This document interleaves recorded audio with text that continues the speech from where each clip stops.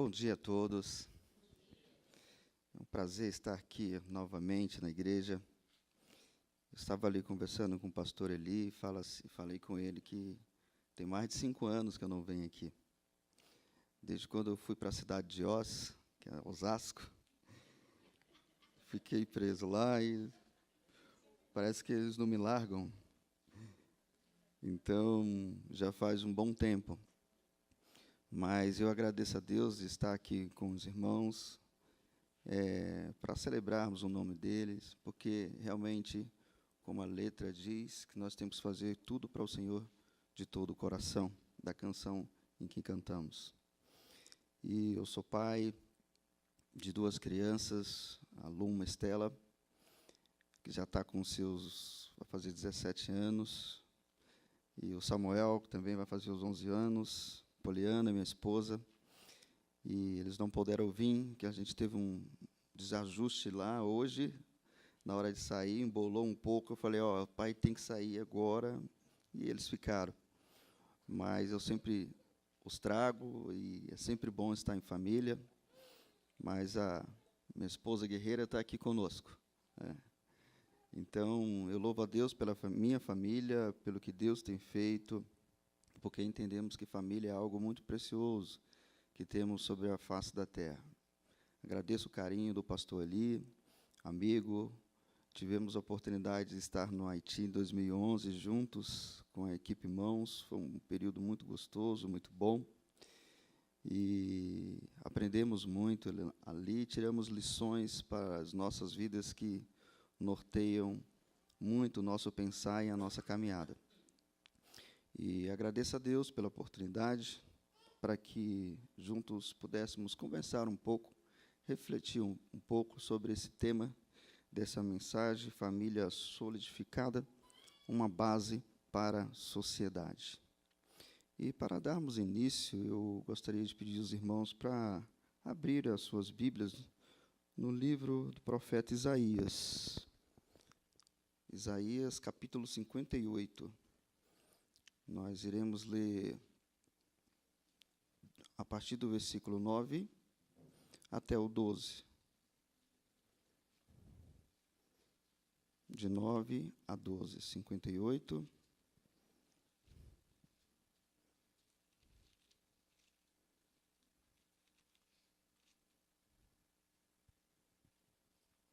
A partir do 9. E o texto nos informa: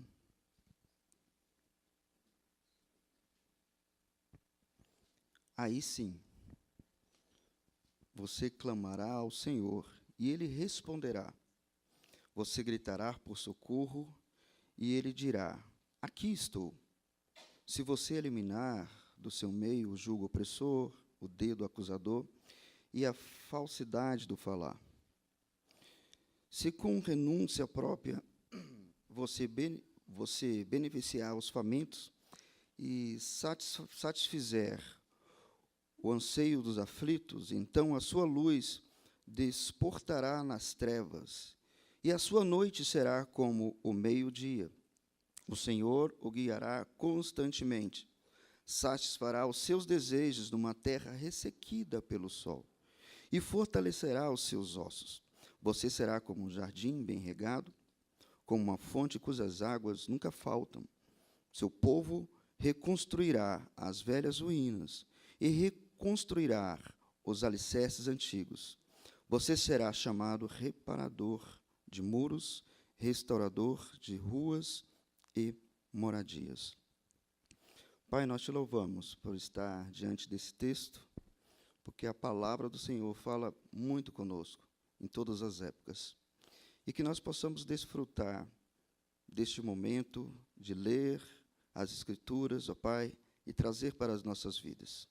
Senhor, Tu já falaste comigo através desse texto, e agora irei compartilhar aquilo que o Espírito Santo deseja com os nossos irmãos. E assim eu te louvo e te agradeço em nome de Jesus. Amada igreja,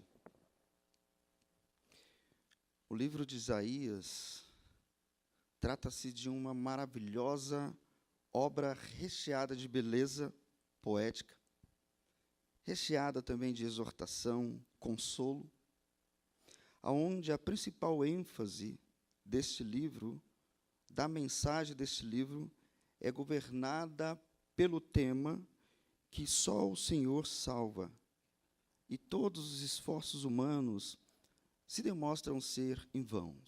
Só o Senhor salva, e todos os esforços humanos se demonstram ser em vão. Observamos, no decorrer das páginas do livro de Isaías, que o Eterno, ele se revela a si mesmo como o único e verdadeiro Deus, soberano, criador do universo, que ordena todos os acontecimentos da história de conformidade ao seu grandioso e completo plano para a humanidade. O discurso que Deus faz acerca da sua pessoa, através deste profeta, ele transmite a sua onipotência, transmite a sua onisciência, a sua soberania, a sua justiça, transmite também a sua misericórdia, os seus propósitos, transmite a sua humanidade através da promessa da consolação de Israel. E segundo algumas fontes assim de pesquisa, informa que o pai de Isaías era irmão de um rei por nome Amazias, sendo considerado um homem culto, nobre, de grande influência real, de elevada posição social, devido à sua origem de nascimento. Mas o que importa era a sua convicção que tinha sido chamado pelo Senhor, sendo considerado até como evangelista do Antigo Testamento, o evangelista do Antigo Pacto. E a mensagem deste profeta transitou no reinado de alguns reis. Lembramos o rei Uzias, também o rei Jotão, o Acás, o rei Ezequias, que foi um rei justo e fiel, que reformulou o culto a Yahvé, a adoração verdadeira em todo o território de Israel.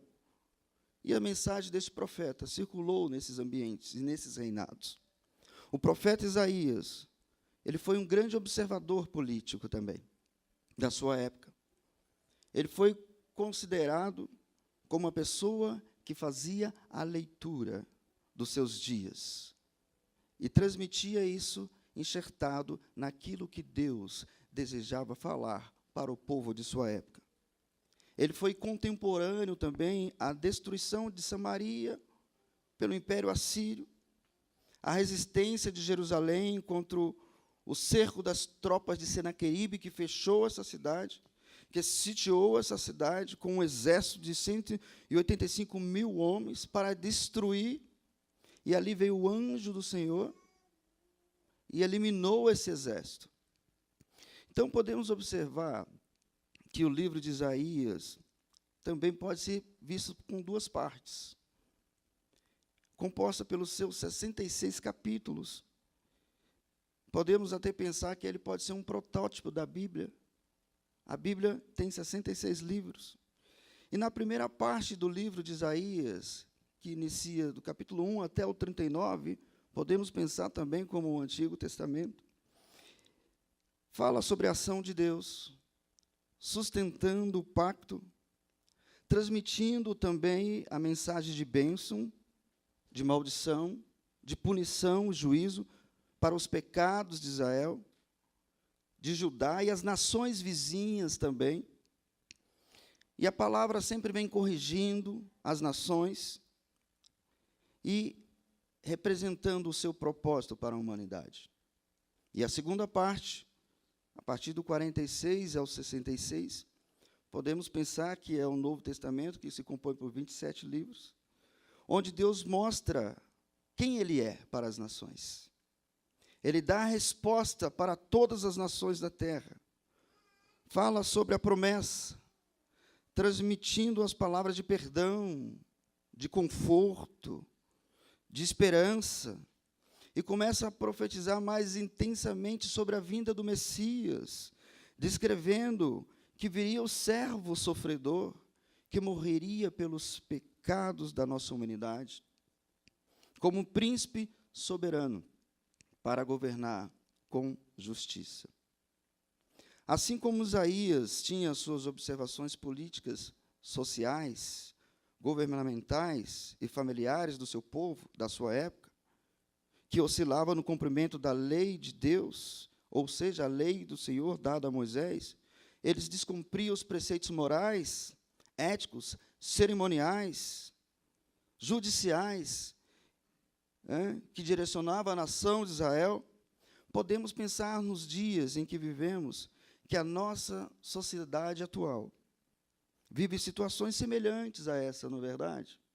A falta de ética que encontramos aí, uma crise política muito forte, um desequilíbrio social vergonhoso na nossa sociedade, sistemas crônicos de corrupções, que cada vez mais os noticiários falam e nos espantamos, exploração dos trabalhadores, que encontramos também um jugo pesado de impostos. O Brasil é considerado como o país que tem mais um número de impostos possíveis, pesados, Enfim, uma nação em crise.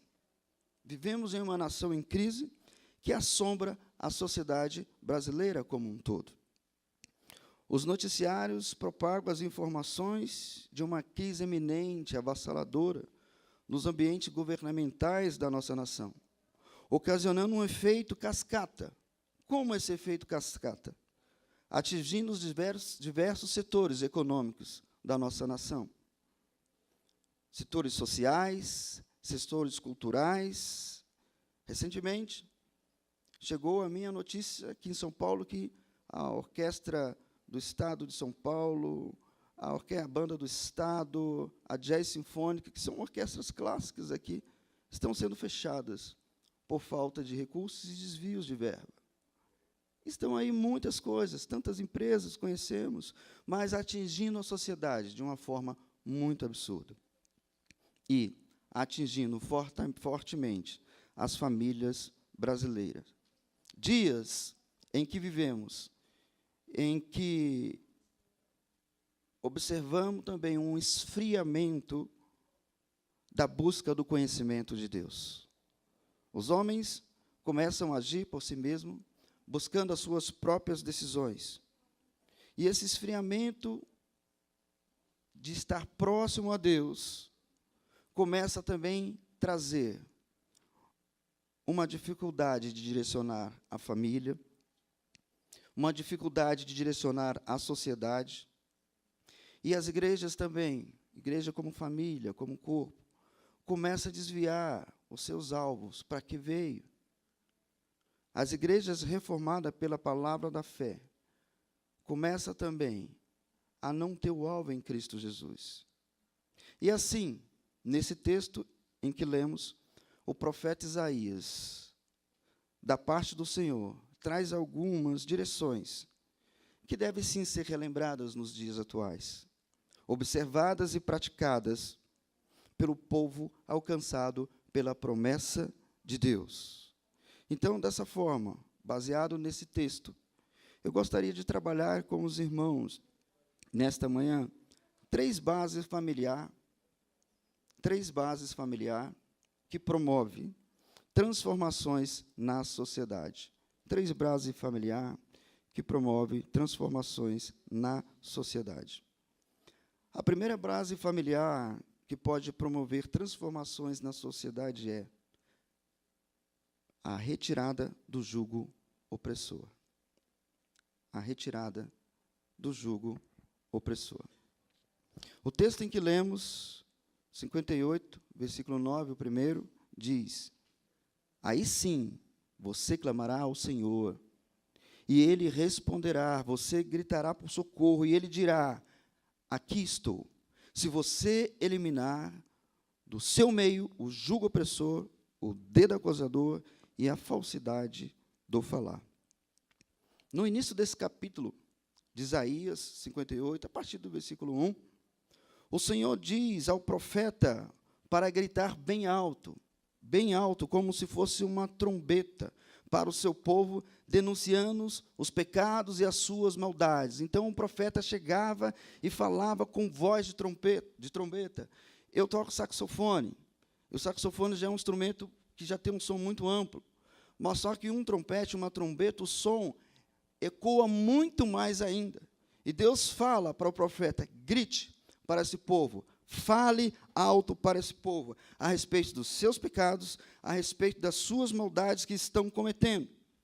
E o texto, no decorrer desse capítulo, mesmo assim, o texto vai dizendo que eles continuavam a adorar a Deus todos os dias, com as suas orações, e diriam que queriam saber qual era a vontade de Deus para eles, como se estivesse fazendo tudo certo, obedecendo à lei do Senhor. E eles pediam mais leis justas e se posicionavam sempre para adorar. Que incoerência deles, que incoerência desse povo. Pois mesmo nesse estado de pecado, distanciamento das leis de Deus, o procurava a Deus dia a dia. As atitudes desses homens, dessas famílias, dos descendentes de Jacó, povo escolhido por Deus para viver os preceitos divinos sobre a face da terra, era de pura soberba, pura religiosidade, pensamento destrutivos, enganando a si mesmo para obter seus interesses pessoais. E pior de tudo, burlando a lei de Deus, vivendo com o coração cheio de orgulho. Pertenço à nação de Israel, a nação escolhida por Deus, mas muito longe do que realmente Deus desejava que ele estivesse vivendo. Esses irmãos, no contexto do Antigo Testamento, e também da vida de Isaías, perguntavam ainda para Deus: o que adianta jejuar, Deus? O que adianta eu ficar jejuando? O que adianta eu orar se o Senhor não nota? Ou seja, revelando até a chateação que eles tinham a respeito de Deus.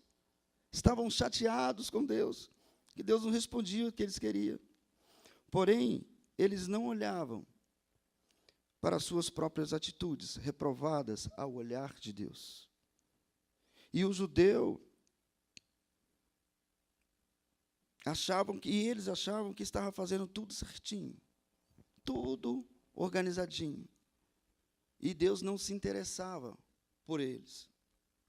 E a falta de entendimento desses irmãos era tão grande, o distanciamento desse povo era tão grande, que eles nem lembravam mais como era o significado do verdadeiro jejum para o povo de Israel.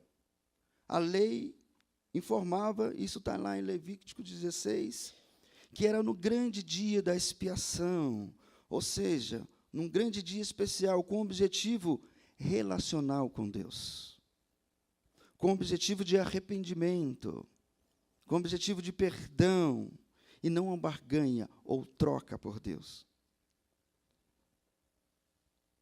Nesse contexto, essas pessoas exploravam os seus empregados. E no dia de jejum, que para um bom judeu de sua época, deixava tudo de lado da sua vida secular por um período e dedicava a sua vida espiritual. E esses aqui não, eles não deixavam nada. Não deixavam os seus comércios, continuavam as suas negociações e ainda discutiam, chegavam a bater uns aos outros, que o texto diz, e ainda queria que Deus respondesse às orações. Que situação! Nos parece que estamos falando de uma leitura também dos nossos dias, né? Jesus veio na plenitude do tempo, amém? Para nos reconectarmos com o Pai, o Filho de Deus, e para pertencermos a uma grande família de Deus.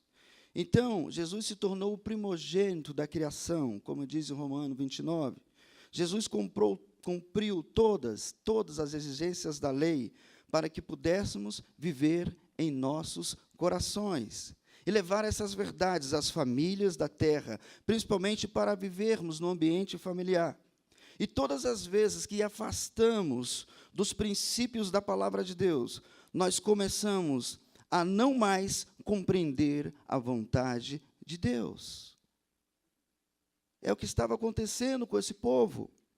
Quantas famílias hoje têm vivido em seus lares um ambiente de palavras torpes, duras, pesadas, né? Com os filhos, com as esposas, com os maridos, com as pessoas, com os parentes, com os próximos, não investindo um tempo de qualidade com os filhos. Quantas pessoas, quantas famílias estão desprezando os preceitos de Deus no lar e pedindo a bênção do Senhor. Senhor, me abençoe. Eu quero informá-lo de uma coisa. Se não ajustarmos as nossas rotas, as nossas orações não serão ouvidas. E nem mesmo atendidas. Da mesma forma, esse profeta, Isaías, denunciou a vontade de Deus, corrigindo o seu povo que vivia no tempo da lei. E da mesma forma o apóstolo Paulo denuncia no tempo da graça em que estamos inseridos para andarmos segundo a vontade de Deus. Romanos 12:2 diz: não se amolde ao padrão deste mundo, mas transforme-se pela renovação da sua mente, para que sejam capazes de experimentar e comprovar a boa, agradável, a perfeita vontade de Deus para as nossas vidas. E este mundo, irmãos, desprovido de um relacionamento com Deus. Vivemos nessa época. Vivemos num mundo que tenta roubar o nosso tempo de todas as formas. Hoje de manhã foi uma luta quanto tempo para chegar aqui, mas uma luta porque estamos lutando mesmo para vencer. O dia a dia no nosso trabalho, o dia a dia nas nossas atividades, quando chegamos em casa não temos nenhum momento de oração com os nossos filhos, né? E o mundo hoje quer trocar as verdades absolutas de Deus, as verdades imutáveis da palavra de Deus, por palavras enganosas, por palavras vindas de Satanás, querendo destruir o projeto de Deus para a família. Romanos 1:25 mostra uma qualidade de pessoas que viviam totalmente distanciadas das verdades de Deus, já no tempo da graça. E o texto diz em 1:25 que eles trocavam a verdade de Deus por mentira. Adoraram e serviram as coisas de seres criados. Em lugar de adorar o Criador, adoravam a criatura. E hoje em dia, nós estamos vivendo numa geração, em um momento, em que as verdades de Deus estão longe da sociedade. Muitas famílias têm sofrido com isso. Porém, queridos, nós não devemos aceitar o percurso do mundo. Não devemos aceitar a rota que tenta nos impor.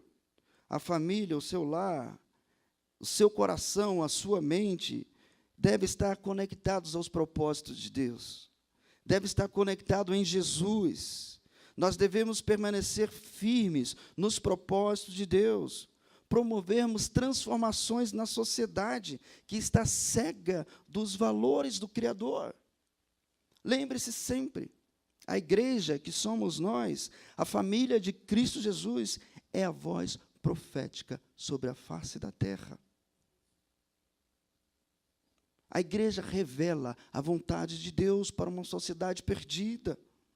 A igreja, não sendo sal, irmão, coloca a terra em risco. Coloca as pessoas em risco. Por isso, nós nos devemos amoldar aos padrões de Deus, com as nossas atitudes, com os nossos testemunhos, com a vida digna, para que realmente nós possamos ter uma aprovação divina. E se nos amoldarmos aos propósitos eternos de Deus, nós seremos agentes transformadores para uma sociedade em que vivemos.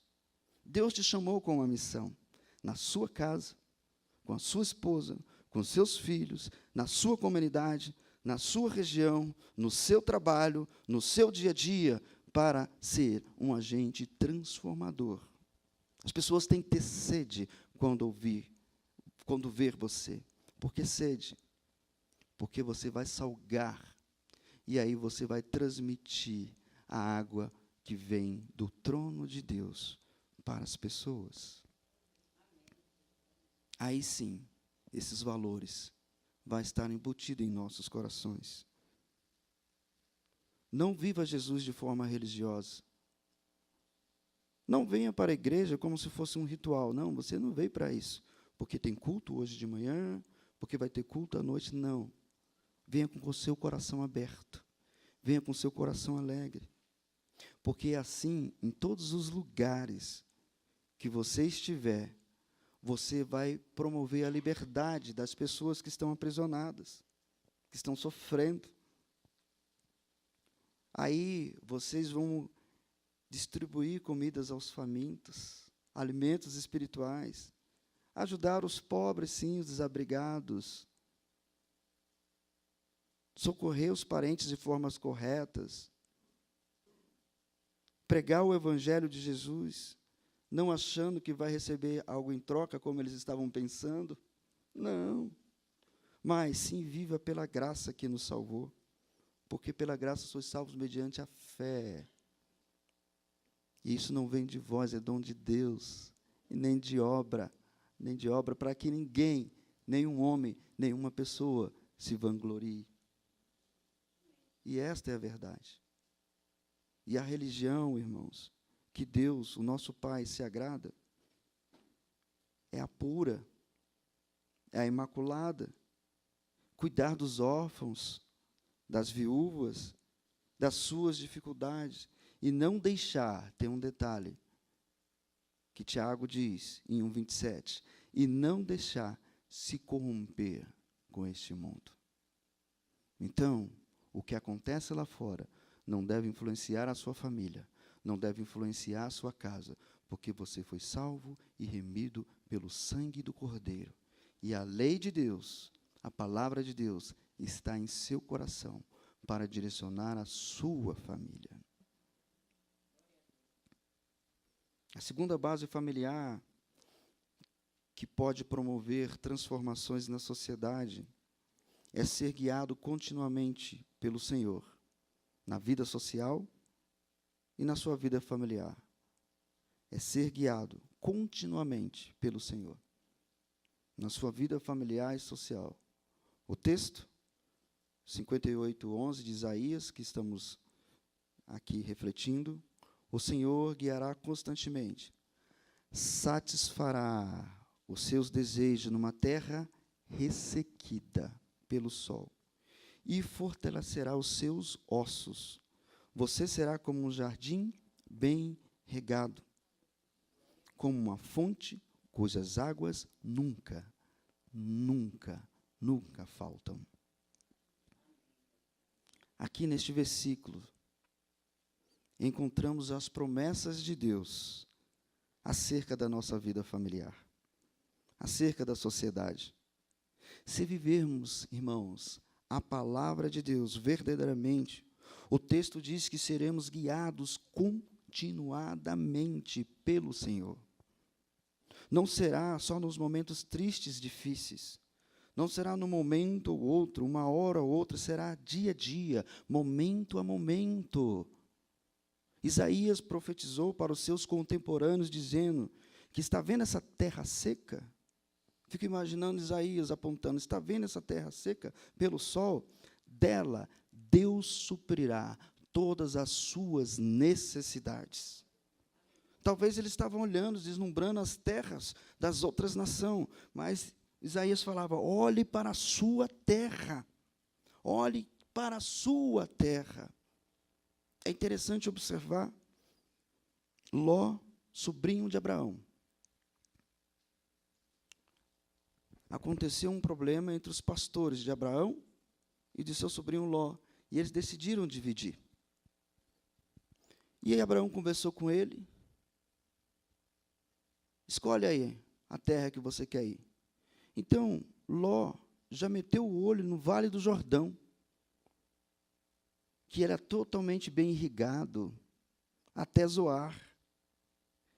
E o texto diz, lá em Gênesis 13, que era como um jardim do Senhor estas terras, como a terra do Egito, que era bonita. E Ló partiu em direção ao leste, perto de Sodoma e Gomorra, escolhendo todo o Vale do Jordão. E Abraão ficou na terra seca de Canaã. Porém, Ló não entendeu que a promessa estava com o tio dele, não estava com ele. Aí Deus chega para Abraão e fala assim, ó filho, presta atenção, fica triste não. Ó, toda a terra que você está vendo, eu darei para você e a sua descendência para sempre. Olha só, Abraão, olhe para o norte, olhe para o sul, olhe para o leste, olhe para o oeste. Tornarei a sua descendência tão numerosa como o pó da terra. E se for possível contar o pó da terra, também poderá contar a sua descendência. O que eu quero dizer com isso, irmãos? Nós devemos confiar na promessa do Senhor. A promessa está com você, a promessa está no seu coração. Nós devemos tirar o olhar, o dedo opressor das pessoas. Olhe para as palavras de Cristo. Deus vai te dar saúde para o seu corpo, Deus vai cuidar de você, assim como profetizou Isaías. Capítulo 44 de Isaías, versículo 3, fala assim, pois derramarei água sobre a terra sedenta, e torrentes na terra seca. Derramarei o meu espírito sobre a sua prole, e a minha bênção sobre os seus descendentes. Então, espiritualmente falando, preste atenção, não olhe para si através das lentes de Jesus, porque só através da palavra de Deus você manterá a sua saúde espiritual em dia e verás as promessas que Deus tem para a sua vida. Mesmo que você esteja vivendo numa terra que seja seca, você olha para as pessoas de modo infrutífero, não. As pessoas são terras férteis quando encontram a palavra de Deus. Mesmo caminhando, irmãos, em uma sociedade seca, dura, opressora, que estamos vivendo, mas você vai encontrar pessoas nessa sociedade, e você vai conduzir a sua família, conduzir essas pessoas para um lugar, num jardim bem regado, como se fosse assim, aquela água cristalina, limpa, que aquelas fontes nunca param e nunca falta. Você vai ser um agente condutor da palavra de Deus que transforma de dentro para fora. Irmãos, algumas vezes pensamos, pastor, mas eu não sei conversar com os meus filhos, com a minha esposa. A minha palavra é tão seca, é dura. Eu falo a verdade mesmo, mas não importa, doa quem doer. Não, irmãos, não é assim. Jesus nos ensinou a viver a lei de forma diferente, a lei enxertada na graça. Nós devemos praticar a verdade mesmo, mas com a amabilidade da graça, com o sabor da graça, admoestar com amor, falar com amor, olhar o próximo com amor, olhar como a ti mesmo, praticar empatia, perdoar, compaixão, compreensão, que é tão importante no lar e na família, integridade, meu irmão, do caráter de andar, provisão que vem do Senhor, amor e amparo que vem do Pai. Lembre-se, irmãos, se nós agirmos assim, querido, eu gosto demais de ler Isaías. 44 de Isaías, versículo 4, fala, olha, eles brotarão como relva nova, como salgueiros junto aos regatos. Isso é interessante olhar, uma relva nova é aquela grama bem molhadinha. Ali está seco, mas você vê aquela grama que está ali, aonde tem água, ela fica sempre verdinha, né? E o salgueiro, e algumas traduções falam até que uns chorões, árvores, né, como chorões, são árvores frondosas, lindas, maravilhosas, que pode chegar até 20 a 25 metros de altura. E eu vi uma foto de um salgueiro, quando estava assim, degustando esse texto, é lindo demais. Ele cresce e os seus ramos, os seus galhos abraçam e ele chega até o chão. É lindo, uma árvore grande, mas os galhos, assim, aquela coisa verde, bonita, bonita, bonita, quando está próxima dos rios. E assim serão os nossos filhos, lindos, maravilhosos, cheios da graça do Senhor. Assim será você.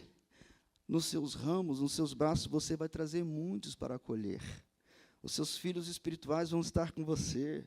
Os seus filhos biológicos estarão com você, os adotivos estarão com você, porque vai ser igual como esse salgueiro. Se realmente estivermos vivendo de forma correta. Sejam guiados continuamente pelo Senhor. Não interrompa a ação do Espírito Santo na sua vida. Não interrompa o processo de estar conectado com Jesus. E assim, como diz o texto, logo no 9, você clamará ao Senhor. E Ele vai te responder. Você gritará por socorro, e Ele vai dizer, estou aqui, meu filho, porque você está andando nos meus caminhos, continuadamente comigo. E a bênção estará na sua casa, porque você é uma terra santificada, uma terra de bênção, aonde tenho um pacto comigo. A terceira base familiar para promovermos transformações na sociedade é formar uma geração. A terceira base é formar uma geração edificadora, com os fundamentos eternos. Formar uma geração edificadora, com os fundamentos eternos. Isaías 58, 12, texto em que lemos, fala, o seu povo reconstruirá as ruínas, restaurará os alicerces antigos. Você será chamado reparador de muros, restaurador de ruas e moradias. Irmãos, acho que todos nós já tivemos esta visão em algum lugar. Quando passamos em alguns lugares que está em ruínas, já imaginamos o quê? Um ambiente totalmente destruído. Que passou por guerras ou por conflitos, uma casa que está toda arrebentada ali, ou passou por uma catástrofe natural, e a gente já pode pensar nesse ambiente totalmente destruído. E o povo de Israel, segundo a Bíblia, ele passou por inúmeras guerras, não foi? Para conquistar a terra prometida e para se manter nela também. A nação de Israel também ela ficou conhecida como, nas outras nações como uma nação cujo povo repara os muros quebrados, restaura as ruas para fazer terras habitáveis. Era conhecida dessa forma.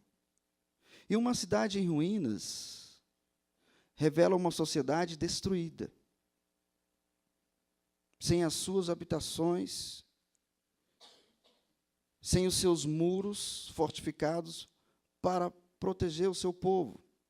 Uma cidade destruída, uma cidade em ruínas, revela que está aberta para a moradia de chacais, de lobos vorazes, sentindo em casa e mantendo a destruição. Uma cidade em ruína, não existe um rei, não existe uma legislação, uma ordem, um governo atuante, somente tristeza, lamento e dor.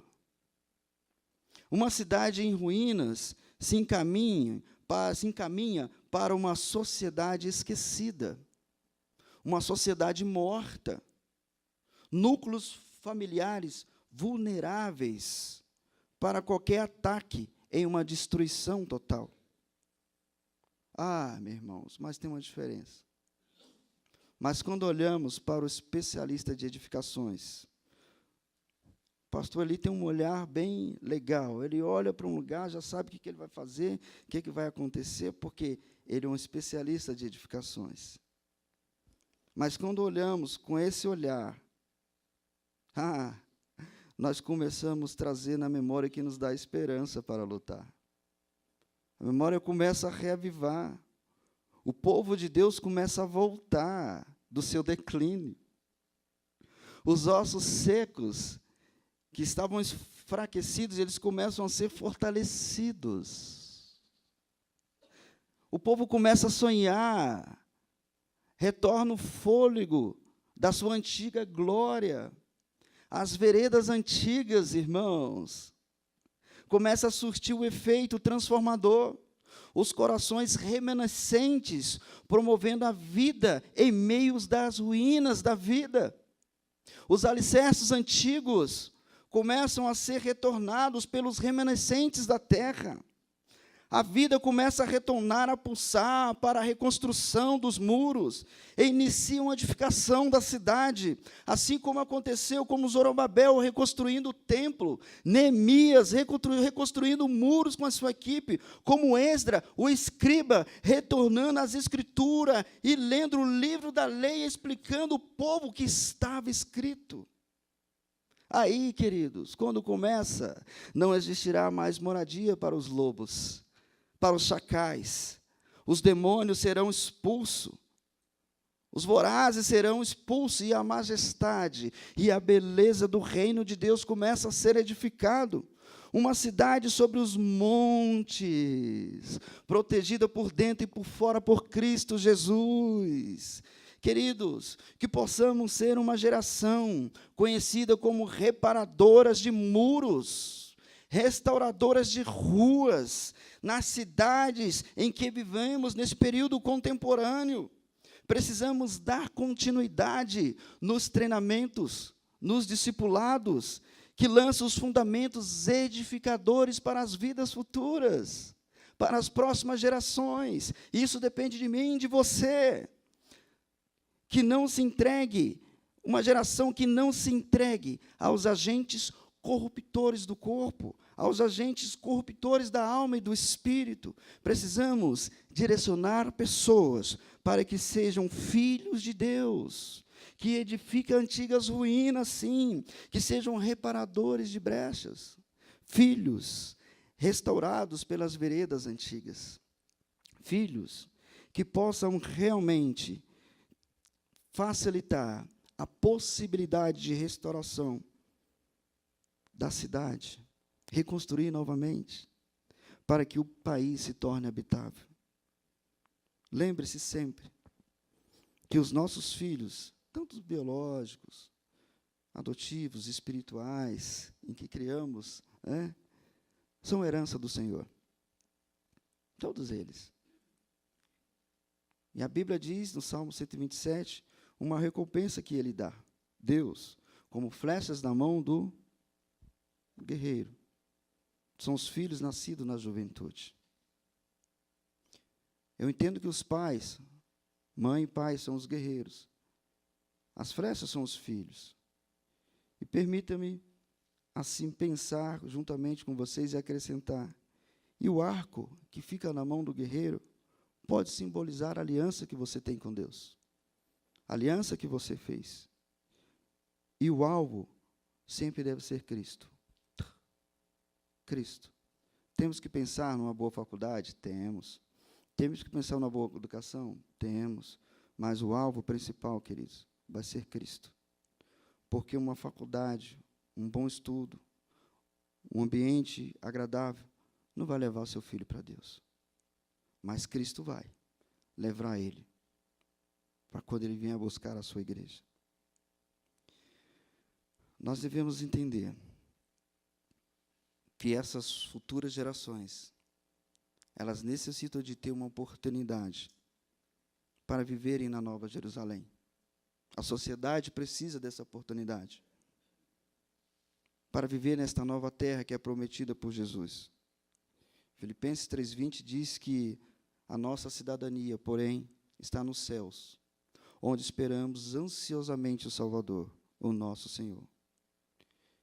Que a Igreja de Cristo se desperte para essa verdade, para que possamos promover a verdade bíblica em nosso lar.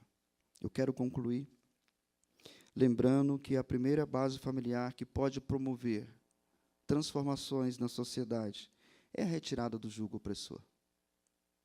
Fazer uma faxina, retirando tudo aquilo que quer interromper o nosso relacionamento real com o Senhor.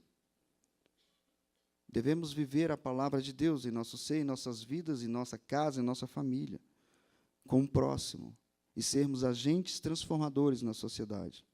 A segunda base é ser guiado continuamente pelo Senhor, na vida familiar e social, caminhando na dependência do Espírito Santo habitando em nós.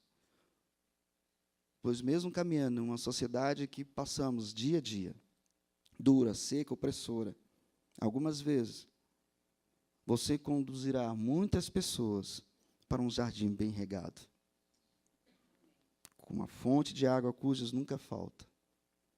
E a terceira base é formar uma geração edificadora dos fundamentos eternos para Deus, que combatam, sim, os agentes que tentam corromper a nossa mente, o nosso corpo, a nossa alma, o nosso espírito.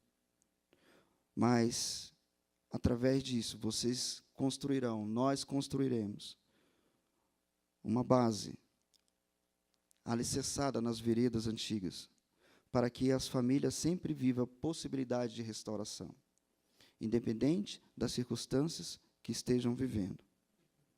Traga a palavra de Deus para dentro da sua casa.